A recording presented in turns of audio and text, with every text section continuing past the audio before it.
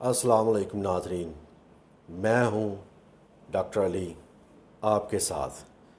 آج کل چرچے ہو رہے ہیں کہ کرونا وائرس کی دوسری لہر کس طرح کم ہو رہی ہے، جیسا کہ آج وفاقی وزیر ثانیہ نشتر نے بھی اپنے بیان میں یہ بات دہرائی، اور ہمارے ملک کی عوام، معصوم عوام نے ان کی بات پر یقین بھی کر لیا اور کہہ رہے ہیں کہ دیکھو کیسے حکومت پاکستان نے کرونا وائرس پر قابو پا لیا۔ اور بعض لوگوں نے تو ثانیہ نشتر کی کے اس بیان کے بعد لڈو بھی بانٹے اور کھپ کھپ کھپ کھا بھی لیے۔ اور جن لوگوں کا اوپر والا کھانا یعنی دماغ کام کر رہا ہے، وہ کرونا وائرس کی تھرڈ ویو کی تیاری کر رہے ہیں، یہ سوچ کر کے کہ جو غلطیاں سیکنڈ ویو کے دوران کر چکے ہیں وہ دوبارہ نہ ہوں۔ مگر اس کرونا وائرس کی دونوں یا تینوں ویوز کے دوران ایک انتہائی خطرناک ویو ہماری طرف بڑھ رہی ہے،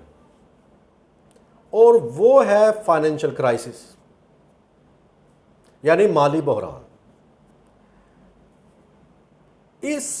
ویو میں شاید ہمیں آکسیجن کی تو اتنی ضرورت پیش نہ آئے، مگر سانس ضرور اٹک جائے گا۔ تو یہ بہت عرصے سے یہ چیز چل رہی ہے، جیسے یہ مالی بحران، کہ دیکھیں جیسے گھسٹتا کاروبار، نہ ہی مستقل روزگار، اور مہنگائی کا طوفان، یعنی آسان زبان میں عوام لاکھوں کی تعداد میں مہنگائی کی چکی میں پس رہی۔ آج کی موجودہ حکومت عوام کو بار بار یقین دہانی کروا رہی ہے کہ ہم اس ملک کو بحران کے گڑھے سے آہستہ آہستہ نکالنے میں کامیاب ہو رہے ہیں، مگر اصل حقیقت میں جب بھی ملک مالی بحران کا شکار ہونے کی وجہ سے ایک گہرے گڑھے میں گر جائے تو اس کو وہاں سے نکالنے کے لیے حکومت کچھ بھی اقدامات کرے تو بظاہر دکھنے میں بہت اچھے لگتے ہیں۔ یعنی آپ دیکھیں کہ اگر کوئی یہاں سے گر کے یہاں آ جاتا ہے بالکل نیچے، اور وہاں بڑی سٹرگل کے بعد سال 2 سال 2.5 سالوں میں یا 3 سالوں میں تھوڑا سا اوپر آئے تو بظاہر تو دکھنے میں تو اچھا لگے گا نا۔ اس کو کہتے ہیں انگلش میں لو بیس ایفیکٹس۔ جی جناب، سچائی تو تب ظاہر ہوتی ہے نا، یا تب ظاہر ہوگی جب حکومت پاکستان جی ڈی پی کو اس کی ایٹ کانسٹنٹ پرائس کمپیئر ان ایبسلیوٹ نمبرز سے کرے تو، یعنی آسان لفظوں میں ہماری اکانومی ابھی بھی کئی سال پیچھے ہے۔ آپ اندازہ لگائیں کہ لاک ڈاؤن لگانے کی وجہ سے آج ہمارا ایک عام شہری مالی یعنی فائنینشلی طور پہ 1 سال پیچھے چلا گیا۔ اب سوال یہ ہے کہ پاکستان اکانومی اپنے ٹریک پر کیا آ سکتی ہے؟ جی ہاں، بالکل آ سکتی ہے، کیونکہ پاکستان اور اس کی عوام انتہائی محنتی اور صبر والے ہیں، اور اس میں کوئی شک نہیں۔ اگر ہمیں ہمارے سیاسی لیڈرز کی کچھ احمقانہ باتوں سے توجہ ہٹانی پڑے تو وہ ضرور ہٹانی چاہیے۔ مثلا کیوں میں نے کہا کہ ہمارے کچھ سیاسی لیڈرز جو ہمیں مس گائیڈ بھی کرتے آئے ہیں ماضی میں بھی، اور کچھ حال میں بھی، ابھی ریسنٹلی بھی بہت سے بیانات بھی سنے ہیں ایسے کچھ ایسے ہمارے جو لیڈرز ہیں، اللہ معاف کرے، کہ وہ ہمیں یہی کہتے آئے کئی سالوں سے ابھی بھی کہ جی اب ڈالر جو ہے وہ اتنا گر جائے گا کہ پاکستانی روپے سے بھی اس کی ویلیو کم ہو جائے گی، اور جو گورے جو ہے نا، گورے ہمارے جو ٹرین سٹیشنوں پہ آ کے عوام سے، پاکستانی عوام سے بھیک مانگنا شروع کریں گے، وہ بھیک مانگتے ہوئے بھکاریوں کی شکل میں نظر آئیں گے روڈ کے اوپر۔ خدا را ایسے مس گائیڈ کرنا بند کریں، اور جو صحیح طور پہ جو اقدامات کرنے والے ہیں ان کی طرف توجہ دیں، اور وہ بہت ضروری ہے۔ مثلا کہ اگر اکانومی کو بوسٹ دینا ہے پاکستان کی، تو سب سے پہلے ہمیں کیا کرنا ہوگا کہ جو ہمارے حکومت کے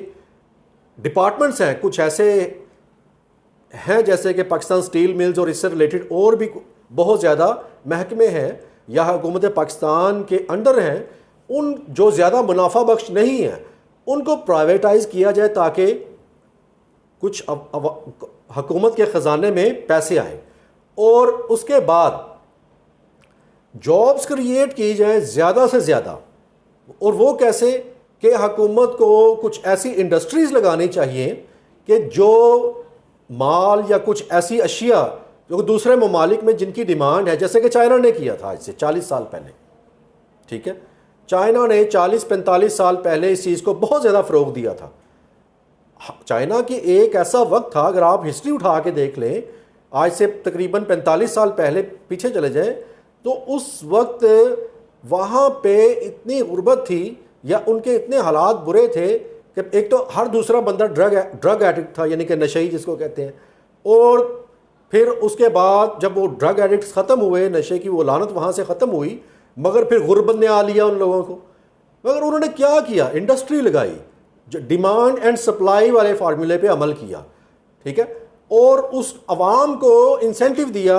اس میں ان کا شیئر رکھا کہ اگر آپ کوئی بھی چھوٹے سے چھوٹا کارخانہ یا چھوٹی چھوٹی انڈسٹری لگائیں گے، اس میں آپ کو جو گورنمنٹ ہے وہ بھی سبسیڈائز کرے گی، اور دوسرا آپ کی ہیلپ کرے گی وہ جو مال جہاں دوسرے ممالک میں آپ بھیجتے ہیں یا بھیجیں گے. دیکھیں اب تک سو فار عمران خان نے یا اس کی حکومت نے ایسے اقدامات کیے ہیں، مگر وہ جو کہ بظاہر نظر آتا ہے، جو کہ ہر بندے نے بھی شاید یہ فیل کیا ہو کہ وہ بیسڈ آن فیورٹزم ہے. جب تک یہ فیورٹزم نہیں ختم ہوگا سسٹم میں سے اور میرٹ پہ یہ چیز نہیں کی جائے گی،